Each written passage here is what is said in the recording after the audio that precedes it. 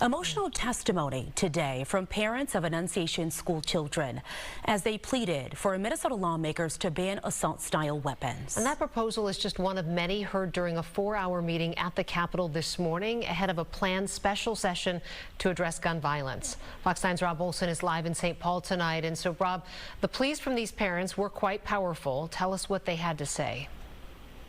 Well, I tell you what, they described the moments, the terror that they felt in rushing to the school, not knowing what had happened to their children, the trauma afterwards, dealing with the injuries, and in the days since, still dealing with the treating the injuries and the scars. They say both physical and mental. Now, while there are a number of gun control measures being discussed here, and they said they support many of them, they all pushed for this ban on semi-automatic weapons and high-capacity magazines. They say, you know, the shooter in this case illegally purchased this weapon, which was able to shoot so many rounds so quickly. They say this won't solve all the problems, but they are saying this is a place you need to begin. Listen to them. Our kids deserve to have their safety prioritized above all else. And if you stand in the way of that, shame on you. If you think it's acceptable that kids' lives are sacrificed while semi-automatic rifles can continue to exist here, shame on you. Do not wait for another child to die. Do not wait for another mother to be sitting here again, telling you their story of fear, sorrow, and grief. Because the mothers, we will keep coming. Yeah, obviously, you know, very emotional there, Rob. A proposed ban on assault-style weapons in high-capacity magazines is the highest profile proposal, but there are others. What else are they asking for?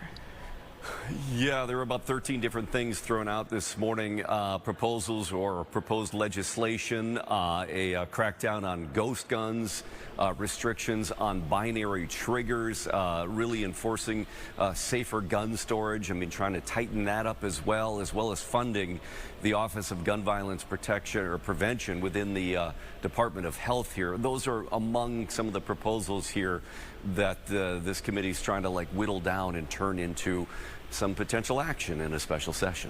Yeah, and Rob, so much has been made of this special session, but do we know when that might be? And if any of these proposals have a chance of passing? Sometimes these two parties can be very far apart. Yeah, and we heard that today, too, in this, where the Democrats on the panel very much in favor of these gun control measures. The Republicans very hesitant about that, preferring more money for school security and for mental health resources and services and beds as well. So that divide is still clearly there.